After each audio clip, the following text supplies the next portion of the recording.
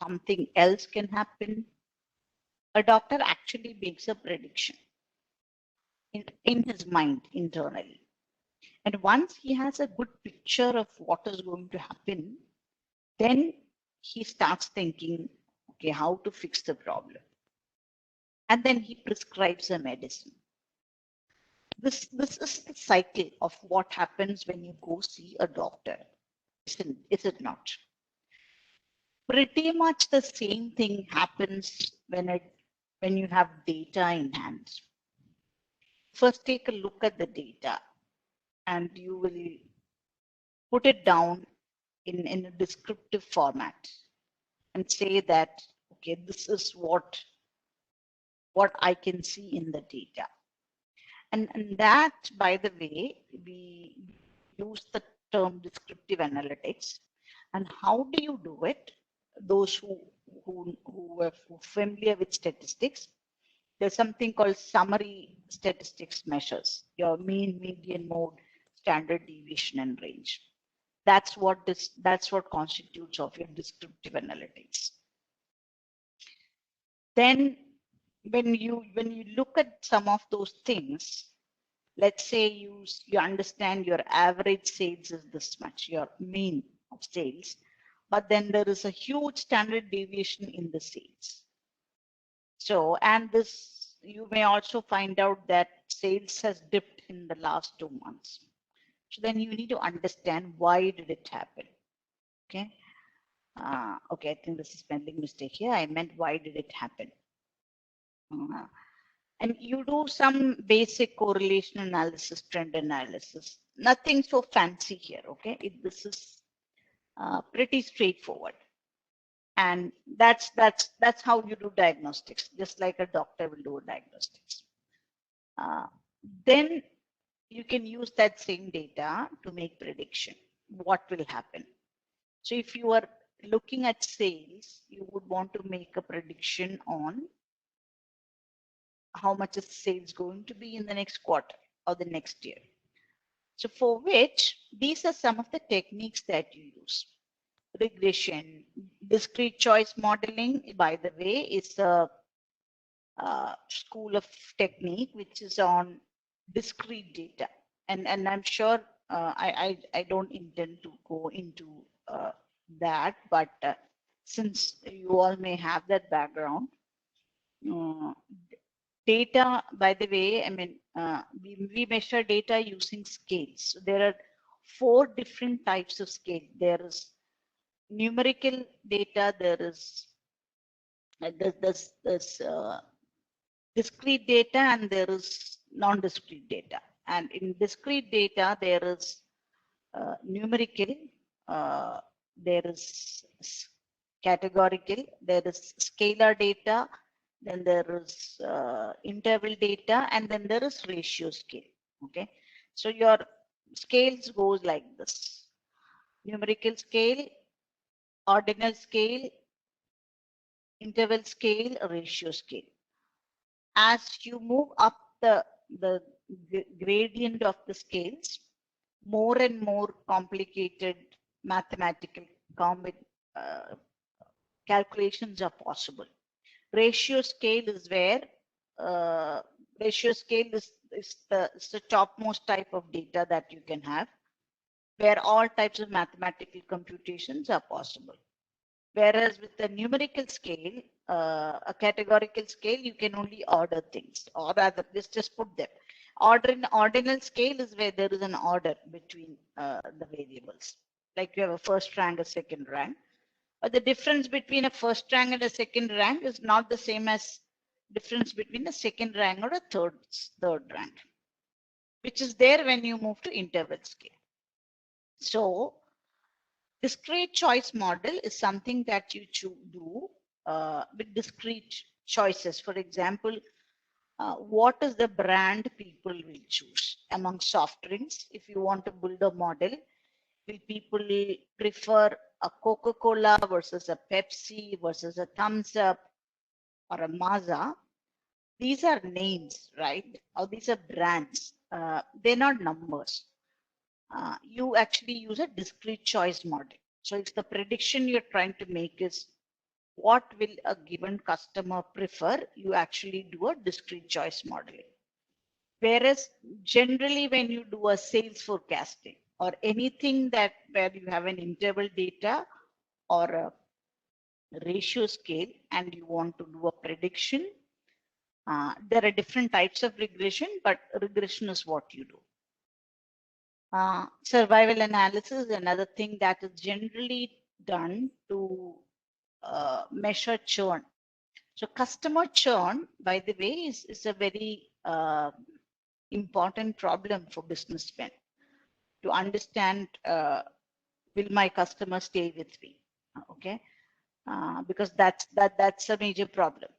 So survival analysis is one technique. That's again prediction, predicting what will happen to my customer. Will he stay with me or will he move to a competition? So all that the entire school of section of such analysis comes under predictive analytics. Then, like a doctor prescribes a medicine, there's also prescriptive analytics, which is where, for example, if you take sales, right? So you have, let's say, during COVID times, let's say there's a company, there's a footwear manufacturer who's looking at their data. They looked at all the descriptive statistics. They understood that it's actually going down. So then they did an analysis and they realized that it's actually because of COVID. And they make a prediction, and their prediction is showing them it's down. So if this is the trend that my sales is going to take, how can I fix the problem? So therein comes this entire school of prescriptive analytics, out of which optimization problem, it's basically the area of optimization. So if there are people from mechanical engineering background, you would have heard of this school of the subject called operations research. It's generally a specialization mechanical engineers take when they go for their MS. Yeah, I can see Mr. Jnanashegaran, who's from mechanical engineering background. So this is an area where you do specialization in MS or PhD. And incidentally, when I did you will find a lot of such people in the Department of Management Studies at IITs. And when I went to do my PhD at IIT Madras, in fact, all my professors are OR specialists. I did not do work in OR, but actually my guide wanted me to do work in OR. And I stuck to statistics.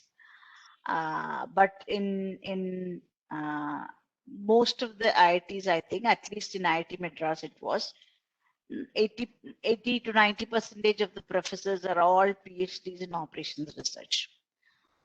Because most of them used to have mechanical engineering background and management science. And those of you who are teaching management would know that this is a stream which developed using World War II. So in World War II time, America, US had to come up with smarter ways of moving forces, moving missions, and managing operations. So they put some very brilliant mathematicians into the job. So they came up with all these algorithms which could help them optimize how they operated in World War II, which is why it's called operations research. And that's the origin of operations research.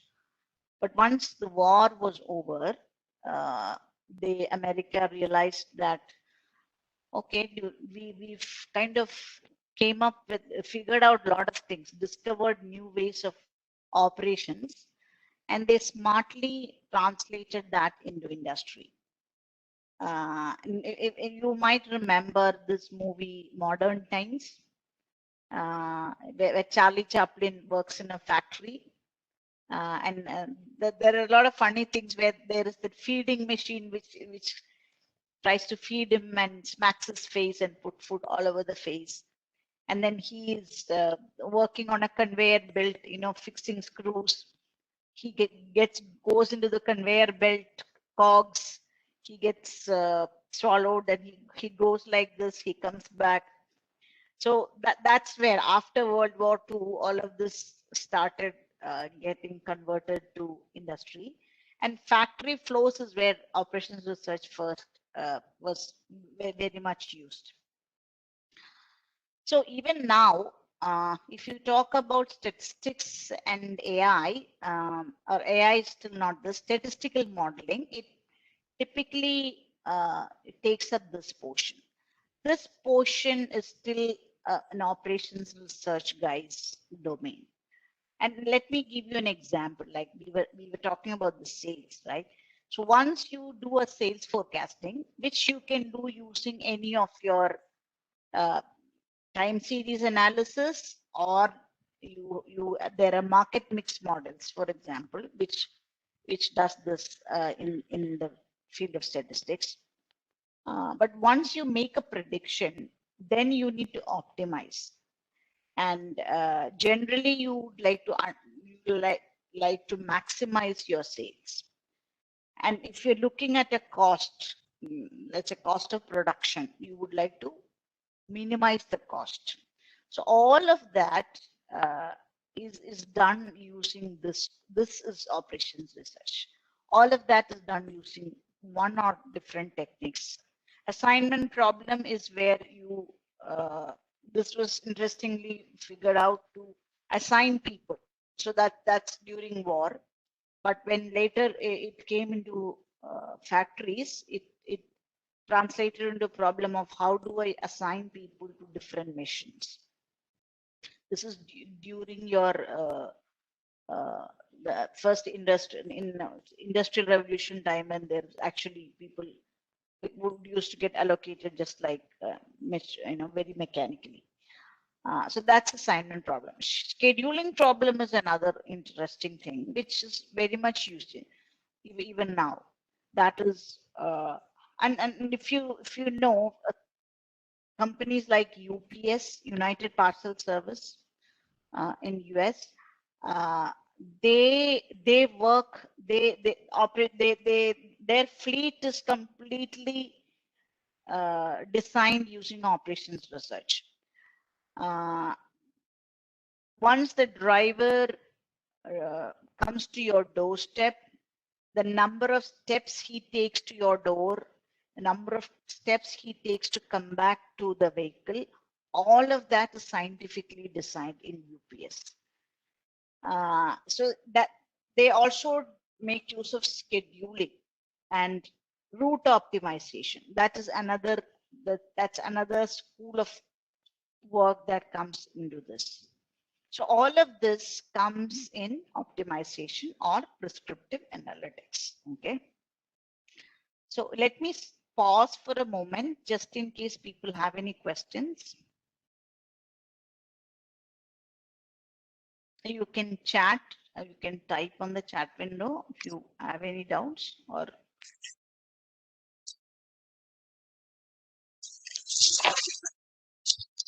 Okay. And by the way, even while I'm speaking, if you have doubts, just chat in the window. Okay. I will stop and take your question because we can't see each other. If this was a live classroom, I know people would have just raised their hands and asked me questions, which you can still do virtually. So please, yeah. Yeah, what about multi-criteria decision making? That also comes under this section. Basically, it's all decision making, and there'll be the multi-criteria is like I have to maximize my margin or maximize my revenue, at the same time minimize my cost of production. So those are multiple criteria. So all of those basically comes under optimization problem. Okay. Okay, cool. Thanks. Yeah. And now this world of artificial intelligence, okay, which is like I told you it's a buzzword. We hear a lot about AI. When I joined the industry in 2007, this word was not there. Like I joined my first company as a business analyst. That was my senior business analyst. That was my title. That's after PhD. Give one more. Just check the chat. Can you please give one more real life example of optimization problem? Okay. I'll get to that. Yeah, is there any software available for OR tools? Yes, there are. Free. Free, I am not so sure. Well, I am not working on OR space nowadays, so I don't know. But MATLAB is good. So if, and I know MATLAB is not free, but most universities would have MATLAB. Is my assumption. And Excel also, to a certain extent, Excel has something called a solver. It comes in your add-ons. Okay. So Excel solver can solve a lot of problems, like at least the minimum ones, like linear programming, assignment problem, and all Excel can solve. I haven't used solver for a long time, but I'm assuming it must be having some lot of features even now. So you can try Excel. Other free softwares, I'm not very sure. Yeah, one more real life example of optimization problem.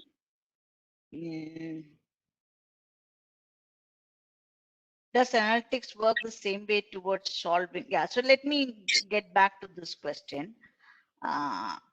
Real life example of optimization problem. So I talked about allocation.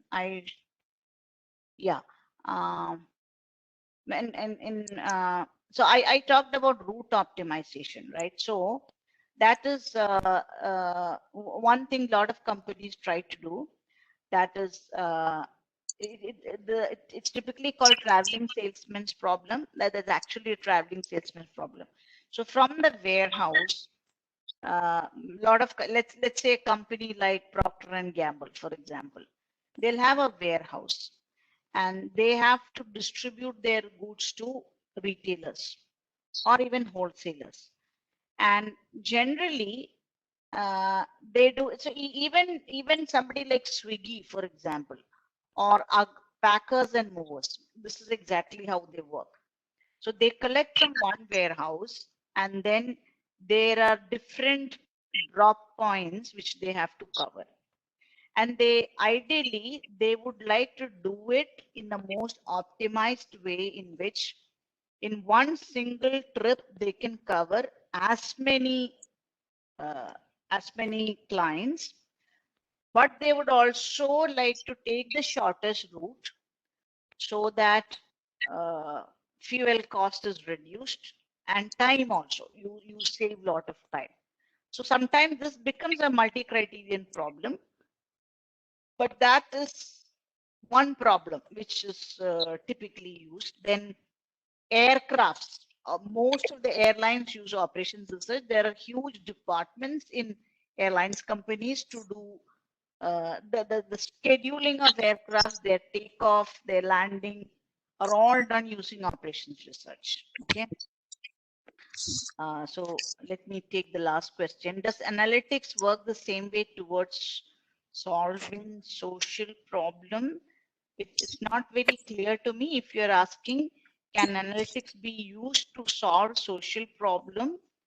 Yes, but it is dependent upon governments to see whether how they want to use it. Okay. Yeah. So let me close the chat. Yeah. So artificial intelligence, tech, by definition wise, it's about machines mimicking cognitive functions of human beings, such as learning and problem solving, as compared to what we spoke about, predictive analytics and optimization, right? Optimization, for example, this simple problem that I spoke about, right? You have a Swiggy guy who's picking up several orders, and I think that's not the way Swiggy operates. Yeah, let's take the warehousing problem. From a warehouse, they take all the goods. They need to optimize a route. Until and unless you have a very sharp brain, you will not be able to do it in an accurate manner. Some form of optimization all of us do, but exactly how that needs to be done, you need to bring in math into that. But reading a book, right, and looking at a picture and identifying that as your father's childhood photo, that is cognitive function. That's pure brain work, that you don't need mathematics to do that. Reading, listening, deciphering things, which a human brain does, right? That is called cognitive function, and that school of problems which tries to mimic human brain has come to known as artificial intelligence. Even though of late, like people like me, when we talk to clients, people use this term artificial intelligence in a very broad-based manner. Everything, even now prediction is AI. I mean, people have started using it in a very, very, very, and like I said, that's yet another abused word, in my opinion.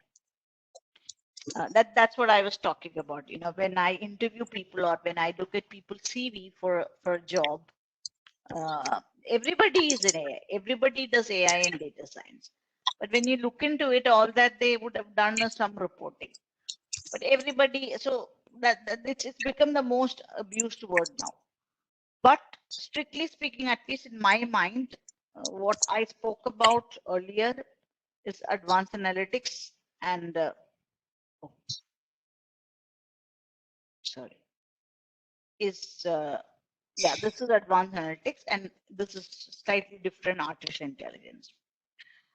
Now, there is, we spoke about mathematical modeling, statistical analysis, and operations research. Now, there are some, and a lot of that is another, machine learning is one way of doing it, okay? So since there are a lot of computer science engineers, I mean, are there anybody in the crowd who is from statistics or mathematics background? People who've done post graduation in maths and statistics? Okay, no. So just to give you a little bit background, and I think that will answer some of my next slide. So there, so I mean that's why it is called statistics, statistical modeling. Now, that's where this mathematical modeling started with. So there are always been two streams. So one with people with maths and statistics as their background, they used to call it mathematical modeling or statistical modeling. Okay. There was also computer science engineers who were trying to do pretty much the same thing, and they used to call it machine learning.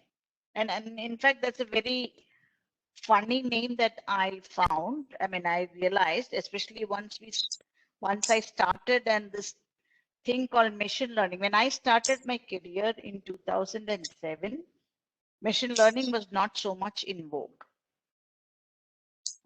By around 2012-ish and all, this term was in the picture. The problem is that a lot of people, common men understand it as machine learning, and they think machine can learn by itself. I mean, there's no need for you to code, or there's no need for you to understand math, or machine codes for itself.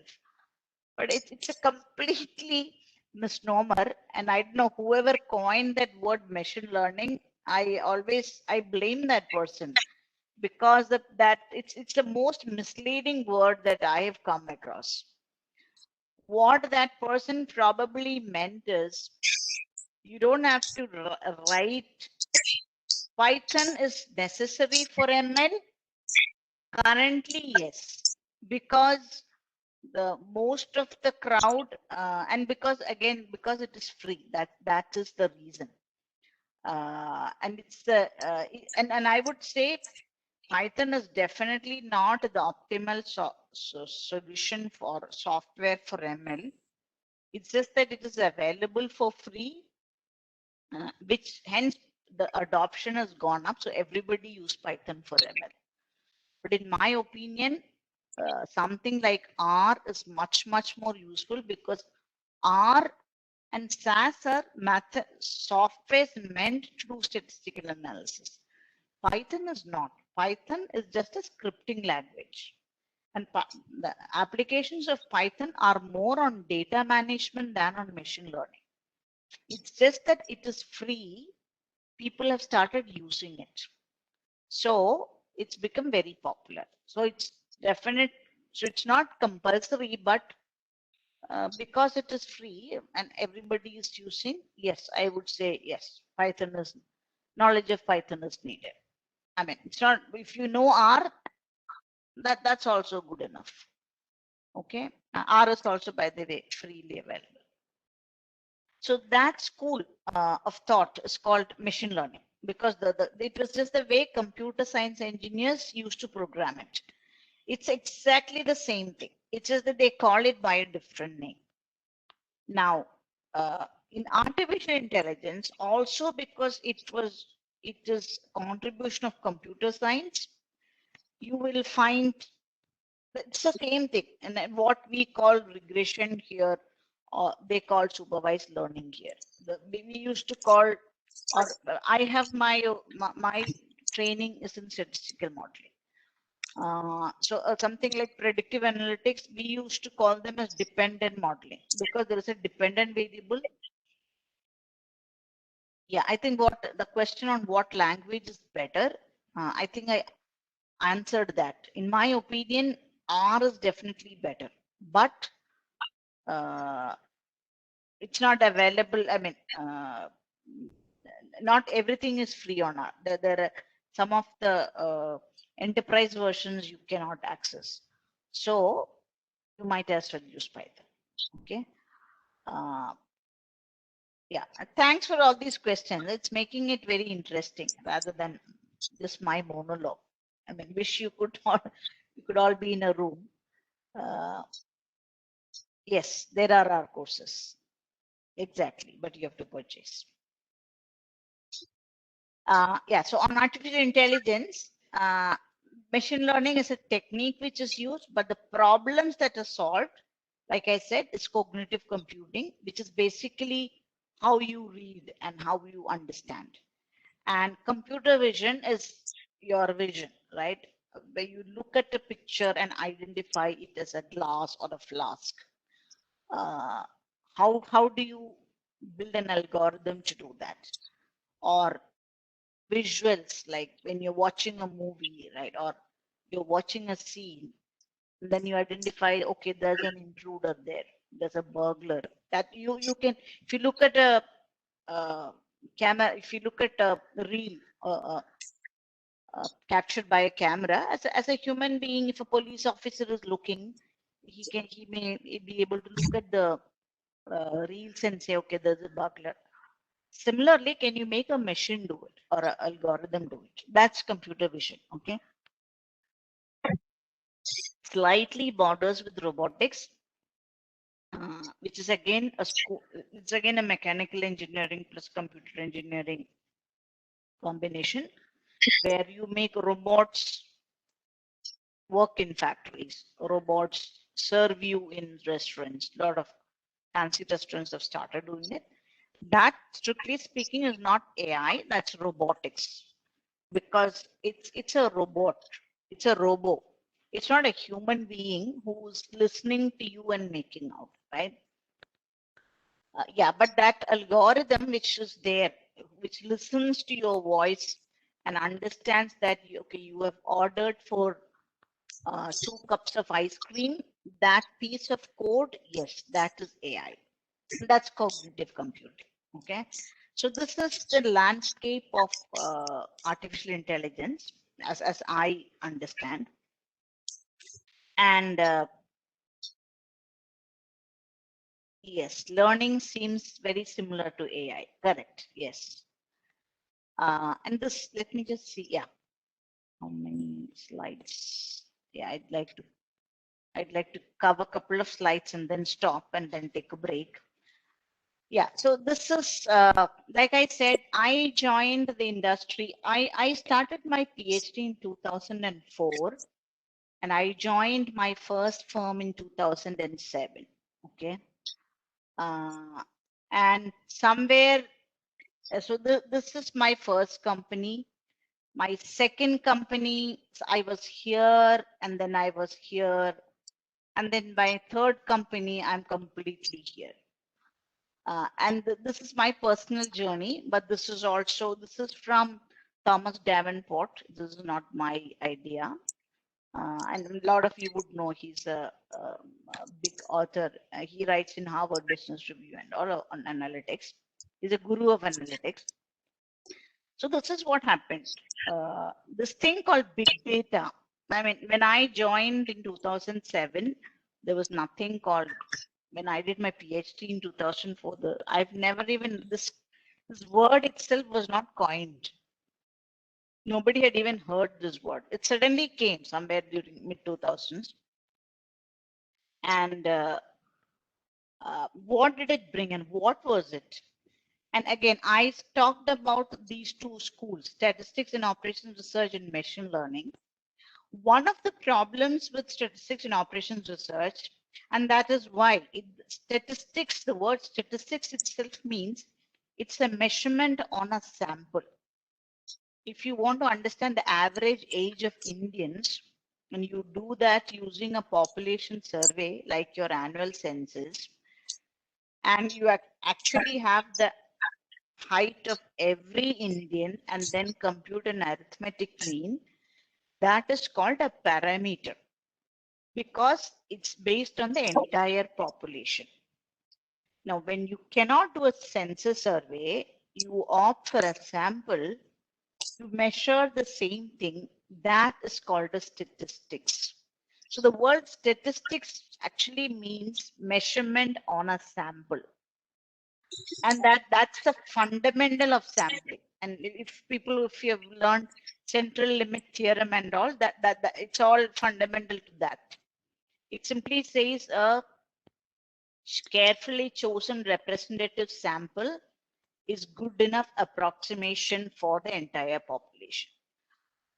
So this and that school of sampling also came in because during the last century and all, there wasn't any so much of computing power which can actually do the computation on even if you collected data, even if you had all the census data, no computer had the capacity to put all these numbers and even compute a simple arithmetic mean.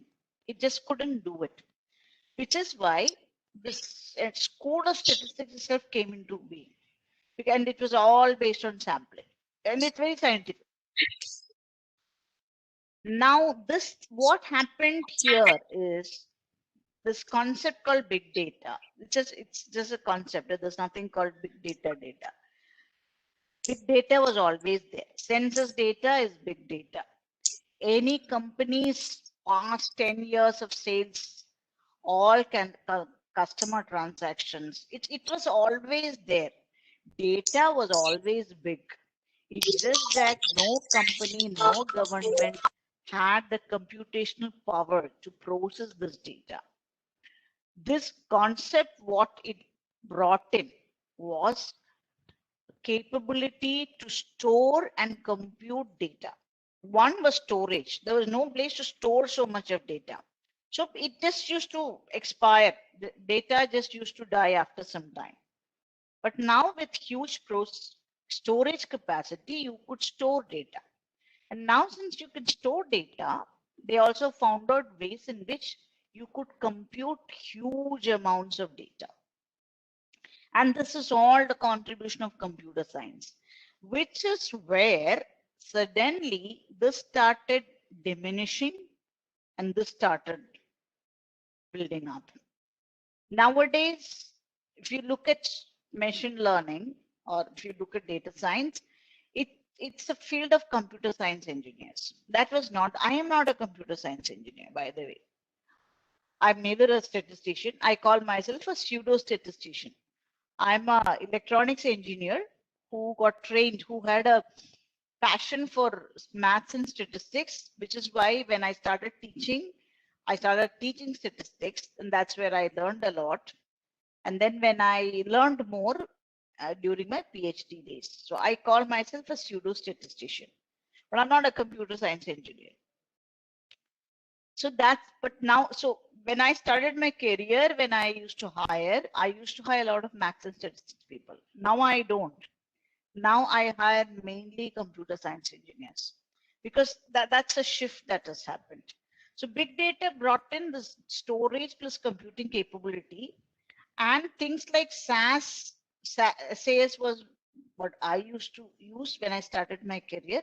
This had limitations. It actually couldn't handle so much of data. That was gone. Whereas Spark is actually built on Hadoop. Spark is a computing language that works well on all big data stack. Spark and compute humongous. I think Python should have been there here. I don't know. I had put it there. Yeah, Python is also there. Okay, somewhere the Python is there. So this is the change that has happened. Okay. And just at a very high level, I think I will come back to this later because I wanted to discuss some of these. And I wanted to introduce this topic because there is always, people think like big data is data science. It is not. And like I said, all data, not all data can be small or big. You do a small survey, collect that data, that's small data. But you want to look into the last 10 years of customer transactions of a company, that's big data. And like I said, now there are ways in which you can store, right? And that data also is structured data, spatial data, there is text, video, images, IoT. So basically, to do data science, you need data. And there is big data, there is small data, but some data. So big data is not. So I know, and by the way, somebody who's a big data person actually works with Hadoop. It has got nothing to do with machine learning. And they are basically good at this. So the field of big data is actually here. Okay, not even here. And this is people who know how to work on Power BI, ClickView, Tableau, and all. The big data guy actually falls here. He knows how to manage data and big data. But this data is necessary. So that's the connection. Do not think a big data, somebody who calls themselves a big data guy, it's a data scientist, they will know nothing about any of these algorithms. So I just want to leave you with that thought. Just one more slide and then we will break. Yeah, I think somebody was asking what are the softwares. So these are some of the softwares. Someone asked for operations research. I don't think I have the details here. But this is basically all the statistical modeling and AI. These are all AI. OpenCV is open computer vision. So these are all computer vision. And these are some of the platforms available. Like you can use Python because it's a free software. Now, Microsoft has its own Azure ML. Google has its own machine learning platform. IBM has, Amazon has, and a lot of these chatbot platforms. And these are all paid ones. And people like us, when we work in a company, sometimes we have partnerships. So people like us can use, but someone in academia or a researcher, your access to all of this will be limited until and unless like your university is paying. But this is something you can always have Python and R because these are all free. All of these are free. All of Python. These are all like aggregations on Python, which should be accessible to anybody. So we'll come back, and these are some of basically a data scientist works on one of these problems. And some of that, I mean, it's the same thing which I have put here. And this is what we will discuss. I think it's 13, 110 now. Can we come back at say 120? Is that okay? Can we take a break now? Yes. Anushree? Yes, ma'am. Okay, fine. I know it's lunchtime. Even I haven't had my Yes. lunch. So people, so maybe after 10 we will come back Yeah. at 120. Okay. Now we will take a small break and rejoin at 1:20. Yeah. With the session Thank with you. Dr. Bindu again. Thank you, ma'am. Thank you. Bye.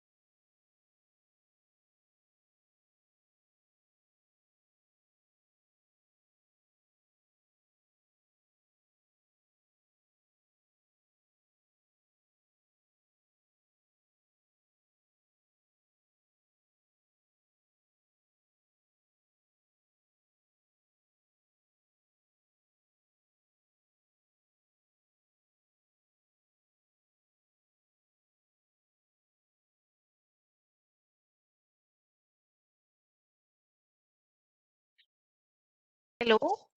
Yeah. Hello, welcome back. Now Yeah. we will continue our session with Dr. Bindu. I request Dr. Bindu to address the audience. I am not able to share the screen. I know. I think there is. Yeah, I can. Yeah, it's not activated.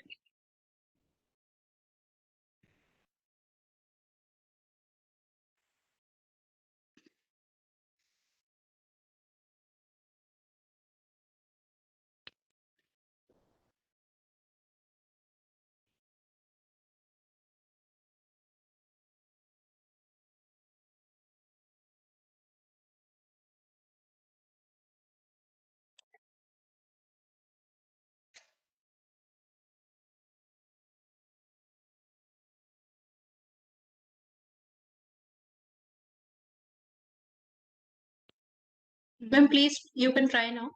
Yeah, now it's on. Yes. You are able. Thank you.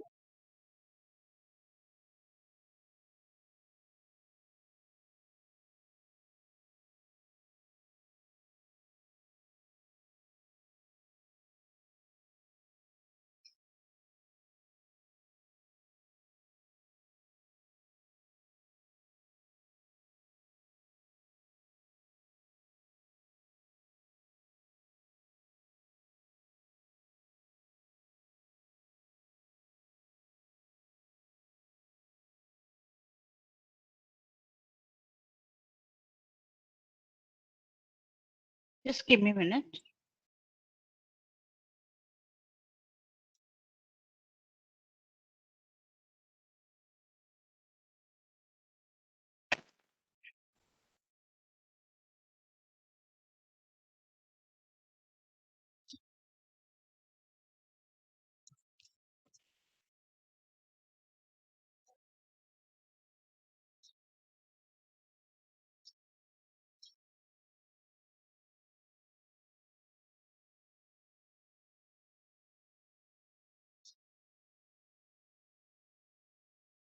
Yeah.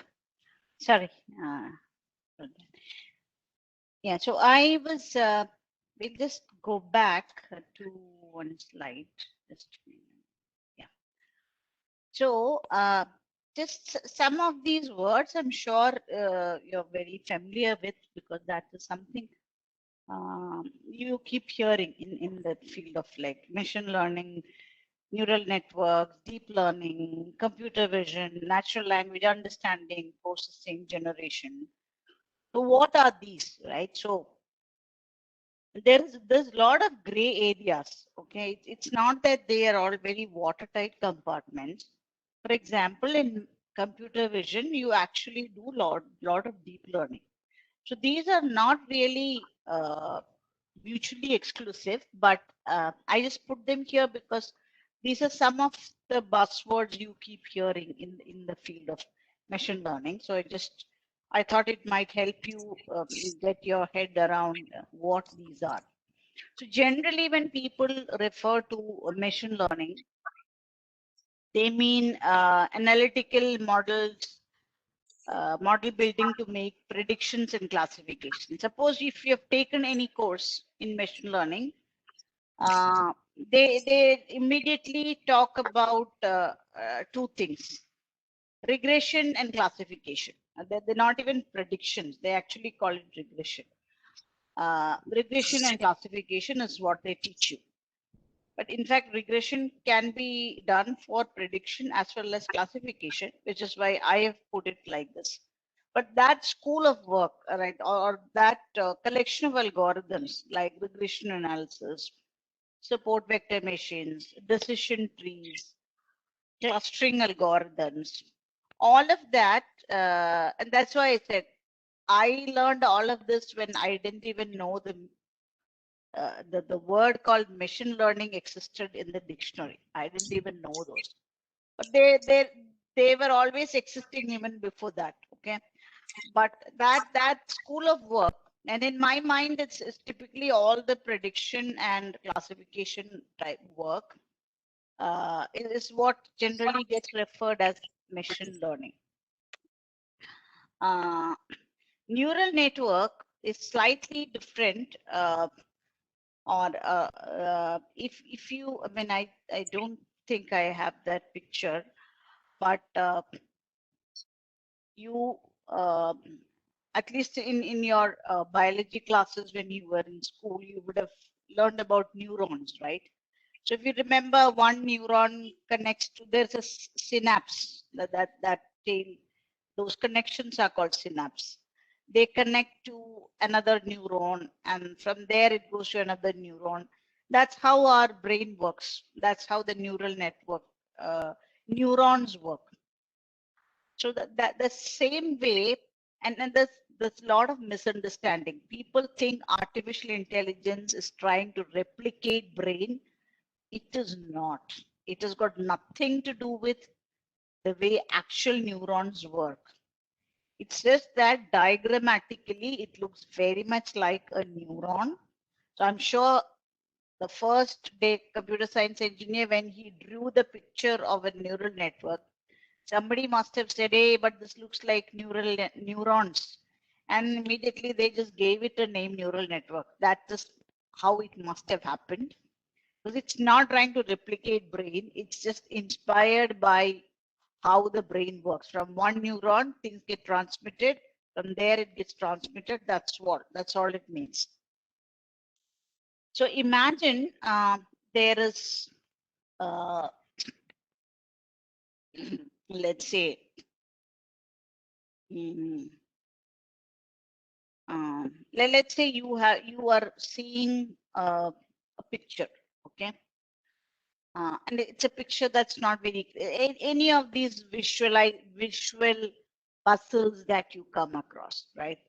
So let's say there's a picture, and your brain has to process as to what this is. So internally, you will take inputs from a lot of things. Let's say it's a very blurred image. Your brain will start processing um, all the people whom you know. Does it look like that, right? It might also try to identify places. Suppose it's like a picture where there's a place, there's a face, there's some history there. So you will also try to remember, okay, is this New York, is this Paris, is this London? Your memory will start digging into places. So it basically, to interpret that picture, there are multiple inputs needed. So imagine different, like you have different inputs, all of that going into this one processing layer, and then a decision is made. Okay, something like this. That's called a neural network, because it's one neuron connecting to another, this neuron connecting to another, like that. Now, suppose there are multiple layers. Suppose your brain is processing it in, let's say, levels. First level, it tries to identify how old this picture is. Okay, I think this is from the 1940s. Then, okay, let's look at all the people in that region, in that era. So that then it happens in multiple layers. So when that multiple layers happen, that's called deep learning. So because there are multiple layers. So this is a neural network is generally referred as like a single layer. When there are multiple layers, it's called deep learning. Now, computer vision, like I said, it's just one school of work. Pattern recognition to understand this picture or a video. I just described computer vision, but I also described deep learning. So that's why I said these are not watertight compartments. And generally, computer vision algorithms all use deep learning algorithms. Computer vision is actually a problem, I would say. And so is natural language understanding. And this is where, the going back to the definition of artificial intelligence, human machines trying to mimic cognitive function. So reading, understanding, thinking, these are all cognitive functions, learning. So when you read a book, right, what actually you there's a text you read, that is called natural. And it's natural language, meaning anything that people speak. Like it's not numbers, or rather, it's not pictures. It's the way people speak. So natural language understanding, natural language processing. That's how your brain processes. Natural language generation. You would have how robots speak, or how in some of the IVR, when you call up, let's say, a telecom company, a lot of times it's a chatbot who's speaking to you. It's not even a human being, but that speaking, it speaks in a perfect English. So that process, that's called natural language generation. So in all of this, there's actually basically, it's all neural network, deep learning, or some machine learning that works. But these two, for example, is what typically comes under the realm of artificial intelligence.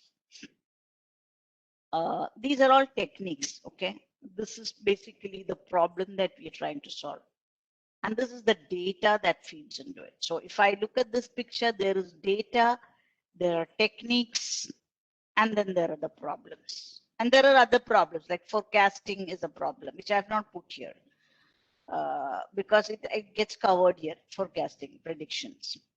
So I just thought this is a better way of organizing it. And because these are keywords you will come across, you will hear a lot about supervised learning, unsupervised learning, reinforcement learning.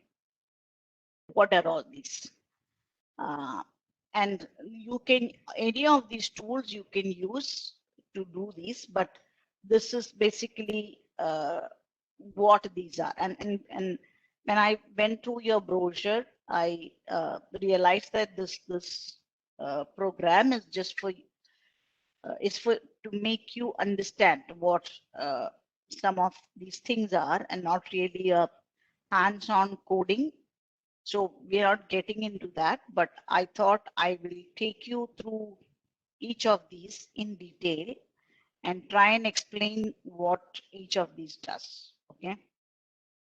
Now, these two, actually, these three are the major, I would say, these are the three major machine learning. So if you get into any course on machine learning or read any book, you will not find these four. This is something I added based on my experience of working with companies, because this is a lot of this is, and like I said, in speech processing, there is supervised learning or there is unsupervised learning, but these are also slightly different ways in which things are done. Okay, so what is supervised versus unsupervised? Now, what it means is, and then that's again a misnomer, or a lot of people have a wrong notion that supervised learning is where you have to supervise. Unsupervised learning is where you don't have to supervise, the machine will learn by itself. No, both cases, human beings have to be there. It's just the way in which the data exists or the data is treated. So what is then supervised versus non-supervised? Let me take an example. You are building an algorithm, let's say, where, and this is a classical, anybody who starts learning machine learning first learns how to identify cat versus dogs. That's the favorite thing. That's how you start machine learning. It's the computer science side of it. So, I think you should know, all of you, that the typical process of machine learning or statistical modeling is that there is a training data and there's a validation data. Suppose you have to build a prediction model. Okay. Let's say you're building a prediction model, how to predict sales using some other variables, using marketing spend, using customer sentiments, So there are a lot of these independent variables or features, as computer science engineers call them. And then there's a target variable or your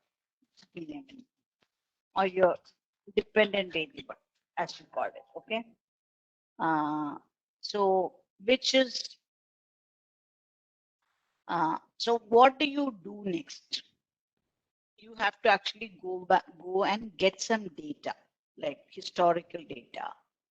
So if you're trying to build a prediction model for a certain company, certain brand, you will go back and ask them for all this data, where you need the sales and you need marketing spend, you need customer sentiments, all the features that you're considering, you will get it from them. Okay. I don't know if maybe I should have explained, put all of this in a diagram. It's just skipped my mind. So when you're trying to predict something, okay, let me just try and give me a minute. Let me just try and put it over here. I think I can do a quick. This is the beauty of when actually you're doing a classroom training. I mean, it's so you can actually use a whiteboard. We cannot use a whiteboard here. Just a minute, there's somebody calling me.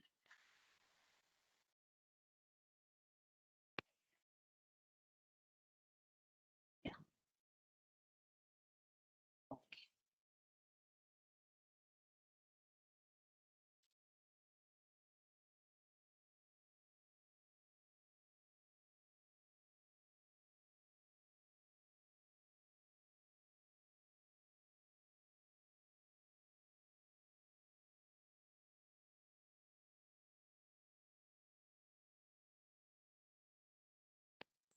Okay. So, like I said, if you're trying to build a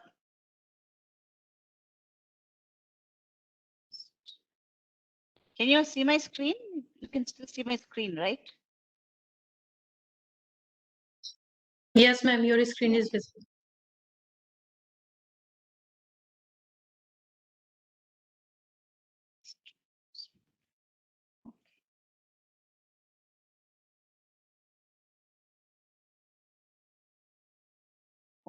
So here, your target is sales.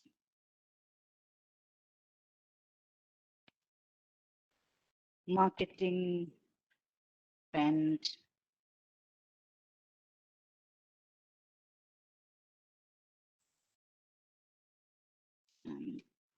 I don't know, customer sentiment, right? So once you have defined this relationship, the problem that you have is you have to predict sales. And then you're saying that, okay, to predict sales, we need marketing spend and we need customer satisfaction, customer sentiment. And then the team will go back and get all of this data. And you will get it for some amount of time. Okay. So which is where, let me just put it, I think I just assumed you guys know it. Otherwise, I would have. So this thing is called training data. Okay. That is, you collect some amount of data, like let's say during the last 3 years, 5 years, and you build a model. Okay. So you have the training data. This is the relationship. This is the target variable, and these are the features. You build a model or you get a prediction right, and then you will validate it on a different set. So typically you can validate it on the same data, but typically you will earmark 20% of the data for validation, and you run it on that and see if that's making sense. That's how the modeling process works. Compared to that, let's say that you have a problem where you're trying to sell shampoo, okay, to customers. You have a customer base of 50,000 customers. You're trying to identify who are likely to buy? I mean, can I identify segments? Even if I look at this crowd, right? Suppose if I ask Anushri or any of the organizers to identify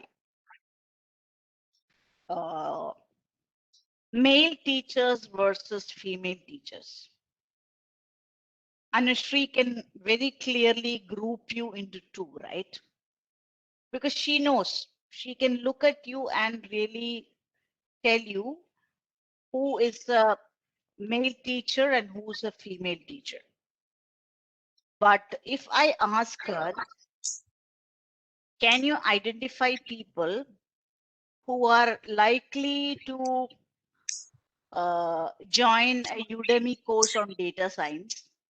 She will be clueless. She will not be able to do that classification. So the first thing where she was able to, or if I ask her to divide them into computer science engineers and non-computer science engineers, she can do that. That is why was she able to do that? Because the data has been neatly labeled into categories.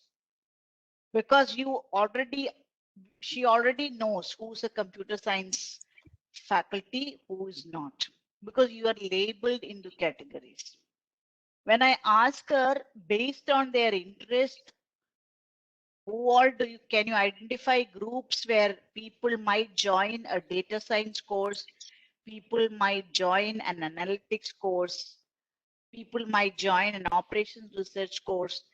That has got to do with something inside you, your perceptions, your interest, which at this point is not labeled. So if she has to do, if you can visualize it, this is how she will actually do. She will, this is your entire group, okay? Somehow, we don't know how, but somehow she will have to come up with small groups like this. She will identify people who she say, this is OR group, this is data science group, and this is AI group, people who has interest in data science, operations research. She has to figure out. She really don't know how to figure out. But that, and I used to like the statistical way of this. This used to be called exploratory. This is exploratory in nature. Or you're exploring this big data. Somehow you identify patterns and then classify people. That is called unsupervised. Why? Because they were not neatly labeled. The training data cannot be labeled. When I ask people's interest or likelihood of people enrolling for certain courses, the training data currently cannot be labeled because it's not written on your forehead, whether you like OR, whether you like data science. Somehow she may have to start with a survey, ask around, but underlying pattern needs to be discovered. But training data cannot be labeled. When you do an analysis like this, that is what is called unsupervised. I mean, I hope my explanation was clear. I hope you were able to understand. Uh, can I see some comments? I mean, is this clear?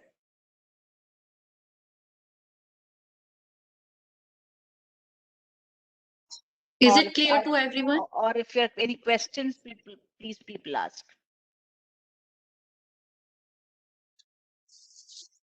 Okay. If you have any query, you can post it in the chat box. All right, cool. I saw one, yes, yeah. So that's the difference. Okay, so let's go back to supervised learning, where the training data, like I said, can be neatly labeled into categories or a scale. Scale, by meaning scale, I meant is like sales, right? So sales can happen from, there can actually be negative sales also. When people return your goods, those get recorded as negative sales. So it's a scale which can go from minus infinity to plus infinity. That's a perfect ratio scale. When you can identify people's preferences based on shampoo brands. So that's some categories it has been labeled. So anything when the target, when there is a target variable, first of all, for supervised learning, there has to be a target variable, something that you're trying to study, and either by itself or, yeah, let me just see the chat. Somebody was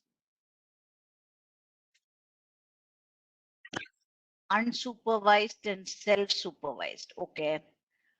I don't know. I'm hearing this term self-supervised for the first time, but probably what they are trying to do is you can. I mean, there is certain. Yeah, I get you. So sometimes the data is not labeled. Like I said, if I ask Anushri to group you into what she thinks is people's interest on joining different courses, you're not labeled right now. Unlike your stream, computer science or mechanical engineering, whatever, this is not, you're not uh, labeled right now. But what she can do is uh, her own thinking, or maybe she's just, if all of you were in a classroom, if she was observing and she makes her own guesses, and she can label you guys, right? Professor A, I think will go for OR. Professor B, I think will go for data science. That is self-supervised. And there are techniques to do this. Actually, and there are platforms available. And believe me, in the world of machine learning, this is a headache for data scientists like us, because a lot of the data, uh, most of the times, it's a, ultimately you need a classification algorithm, but the classes are not labeled. The classes will come, there's nothing like that. The example of that. So you have to do this yourself. So now there are platforms which we call this tagging. Somebody actually has to tag the data, which is manually. When you do it, if you have to read and then put it in an Excel and then just write the category. Okay. It's a humongous manual task. But nowadays there are there's some startups which have actually come up with softwares which can do that in a very intelligent form. They can do that. Even there, I think my understanding is some bit of human intervention is needed. So that must be what is referred to as self-supervised learning. Okay. So generally, unsupervised is where the problem rests there.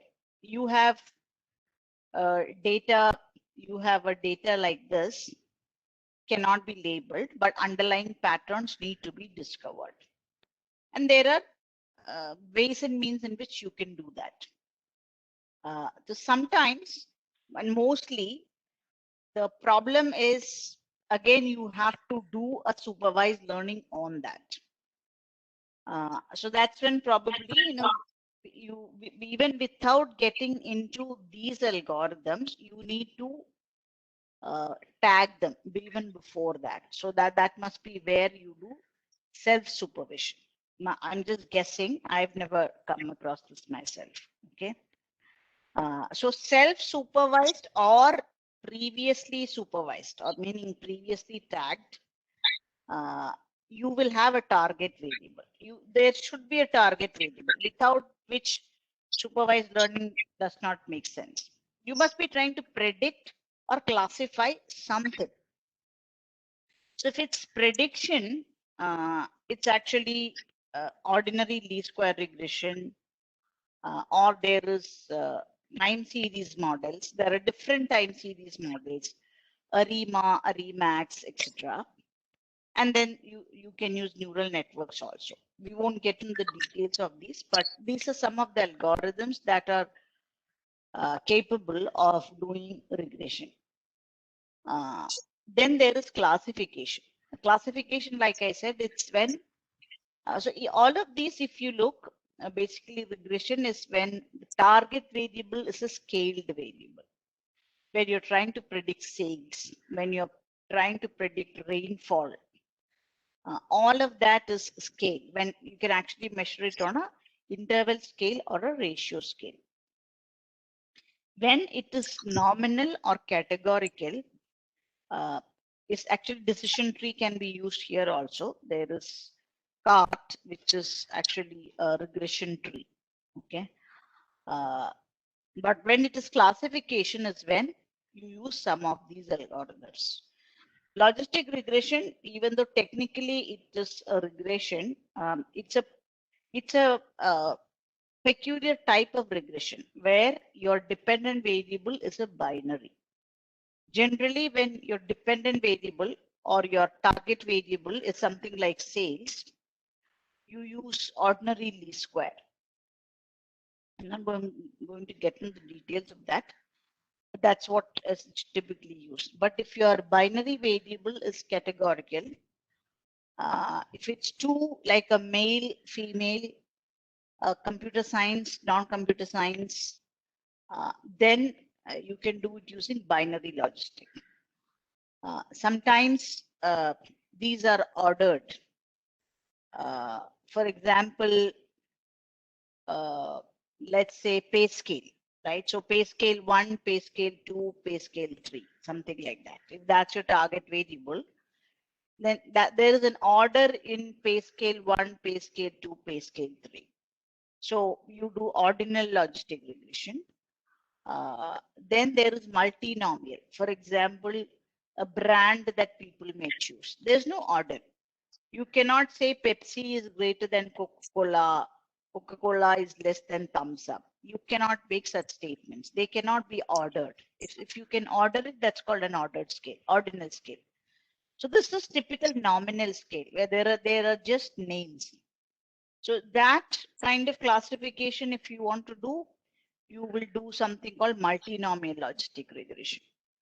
There's also something called discriminant analysis, which you can do. I forgot to put that.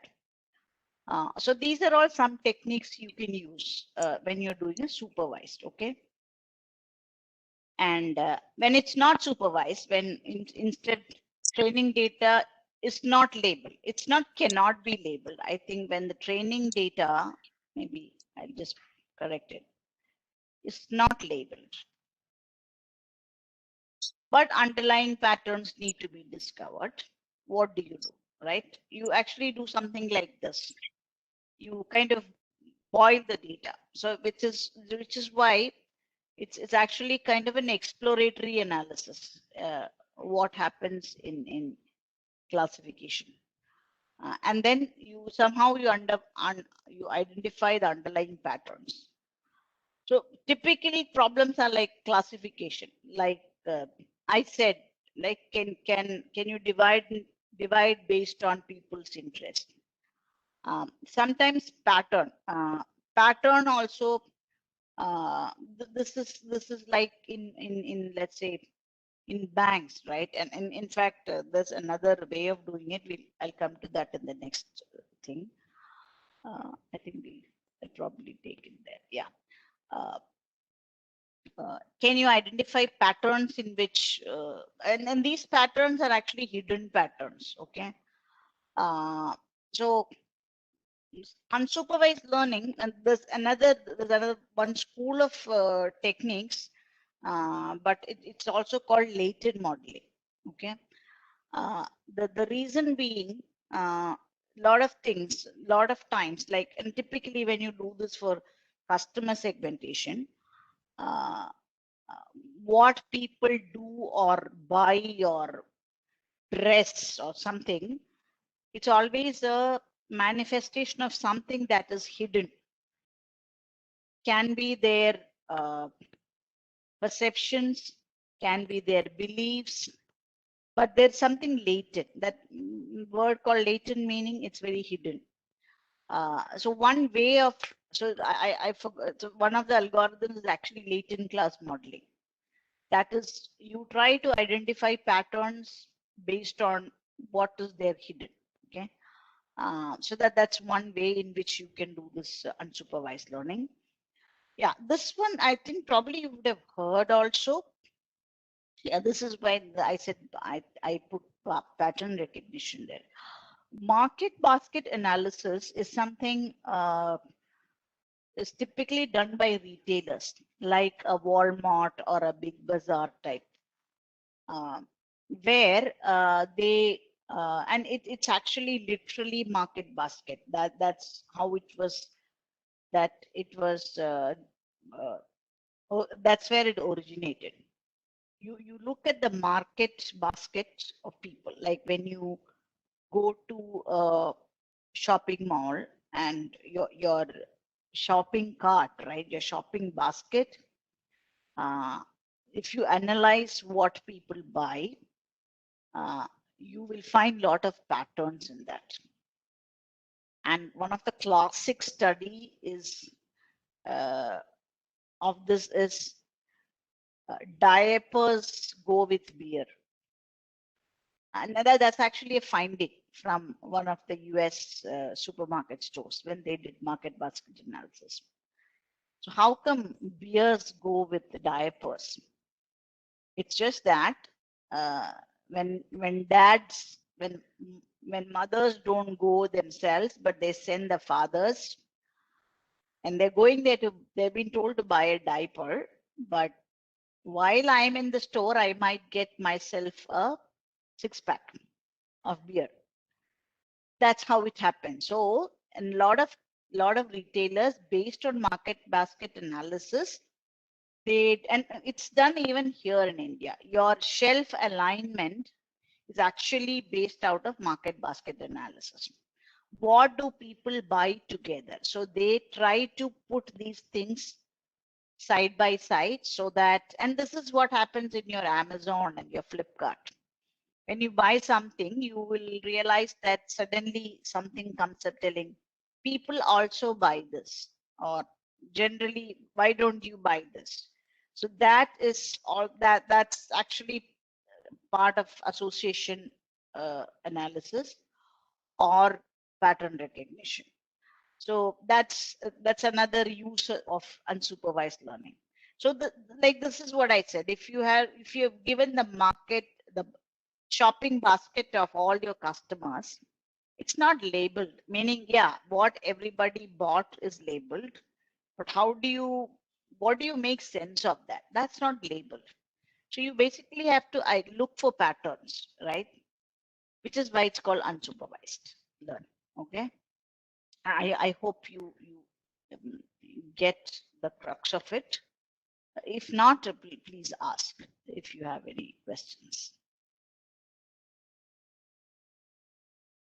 Okay. These two are the main types, or in my professional life, if this 99 percentage, I shouldn't say 99, maybe 80 percentage of the work that we do in companies will fall under these two buckets. This is a slightly different thing, which is still very much in the academic realm. And I'm sure there's a lot of people must be doing PhD around this. Okay. But we don't really use it in industry. It has got its root in game theory, and it's called reinforcement learning. And if you know of this classical story of how you teach reinforcement in rats, in behavior theory, behavior psychology and organizational behavior, there was this, yeah, conditioning, yes. There's this there's this rat. It's been put in a it's put in a cage, and it's not given water. It's just practically starving. Uh, but they've also kept one stick, right?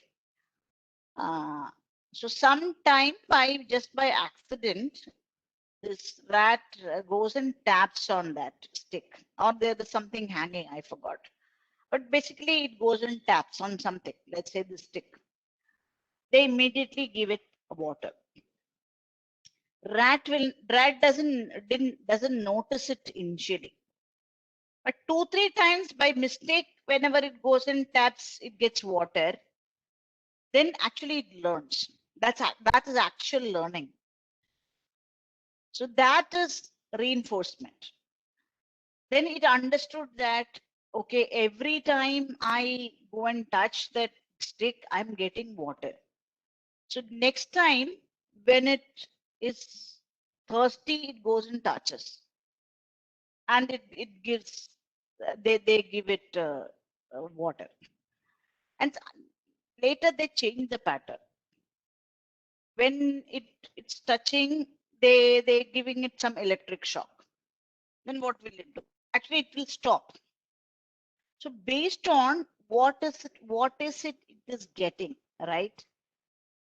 Or maybe by chance it touches twice, then it's actually getting food. So for every action that it takes, it is contemplating what is my reward. And its objective is to maximize its reward. So it learns that in a something like a trial and error method. Not its own trial and error. But what it is trying to do is trying to maximize its reward. An example is given: a self-driving car trying to optimize between safety first, minimize ride time. So a self-driving car also learns like this. First time or couple of times when it is stopped by a policeman, then it actually, and honestly, personally speaking, I think self-driving car is little dangerous. It's actually one of the banned AI solutions in the European Union upcoming regulations. But this is how it will learn. It actually, once it meets with an accident, then the next time it will not do. For self-driving car, it's slightly risky, but for a rat, it's not that risky. That concept, that's called reinforcement learning, right? So, like I said, that it's a very nice area for PhD students to work on. It's still a very not nascent, but there's a lot of scope for research, but not really applied in industry. Okay, but there are other things which we do in industry. For example, so this is something, there is a sudden interest in knowledge graphs. So let me give you an example. Mm. So in banks, the problem of financial fraud that's very rampant in banks. Okay, so one of the ways in which you can identify, so what people do is in banks, when they do money laundering, right? Let's say that there is from some source money is coming. They've done some deal, but the money does not come in bulk to one person's account. It will go in small package to 10 different people.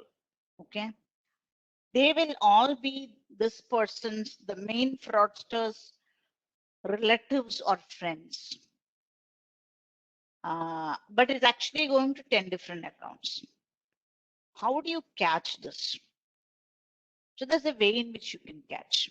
That's where knowledge graph comes into the play. So if you can think of like a graph, and your graph theory, people who have learned graph theory will be able to associate better. Think of a graph like there is you here, right? So you have a surname. So take that surname. Anybody with that surname gets connected.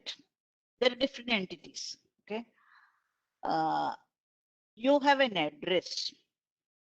Everybody in your family also has the same address in the Aadhaar card, unless you have faked Aadhaar card also. So everybody with that same address gets connected. Okay. You're working in a college. Everybody working in that college gets connected. You did your engineering in a particular college, particular year, particular class. Everybody who studied with you get connected. You went to some school, the year, there are 50 people in that class, everybody gets connected. The teachers who taught you gets connected. So with you as a center point, and these are called edges. So there are nodes and there are edges. Edges is each of these attributes. Using each of these attributes, you can actually connect people. And you can create an entire graph around a person. So this is called knowledge graph. So how do you create that knowledge graph and how do you use it to connect people is a part of data science and artificial intelligence domain. And that is very much rampantly used, especially in fraud detection. So that's one. Okay, let me quickly cover natural language processing. I did mention to you earlier. There is natural language understanding, natural language processing, natural language generation. So a lot of this works just like your brain works, but they've all been coded or made into Python friendly ways of processing. Yeah, then there is speech processing, the speech signal. I'm not a person who's done speech signal theory, but this is actually a domain of electronics engineers, speech processing, electronic signal processing. But once you take the speech out, then convert it into text, then it becomes basically natural language processing. But speech can be processed separately. It's a special case of digital signal processing. I'm sure some of you would have done your MTech in the digital signal processing. Then there is image processing. I think throughout my lecture, I did talk about in bits and pieces on image processing.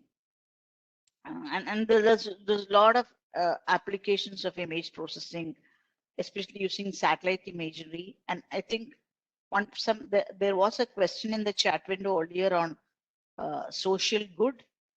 So this is one area where you can use computer vision for social good. Like you have a lot of satellite imagery from some of the global organizations available where you can use satellite to predict cyclones, to predict tsunami, etc. And there are, in fact, if you ask me, there are in fact known models which uses structured data. For example, pressure, temperature, air density, and all. Using those, how do you predict earthquakes? How do you predict rainfall? And that's how our meteorological department predicts rain. But those are all using structured data like rainfall, temperature, etc. But using satellite imagery also, you can do the same thing, but that will be using computer vision. Okay. Yeah, I think that's all I had. Since we have barely 3 minutes left, I'll stop here and take any questions that you might have.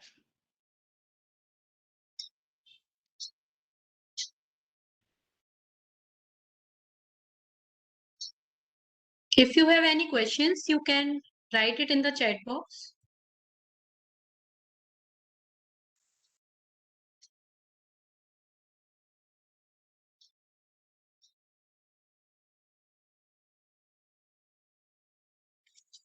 Okay. Thank you so much, Dr. Bindu, for such an informative session. Okay, thank you so much. And I hope it was interesting. I hope in these 2 hours, all the attendees were able to get something out of my 2 hour session. Yes, ma'am, definitely. We have learned a lot from your informative session. Thank you. Thank you so much, ma'am. Thank you. And thank you, AICT. Bye.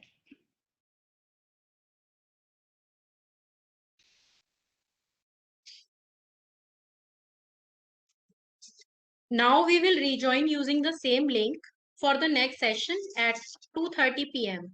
by Miss Soumya Muni on logical modeling in Excel. Thank you.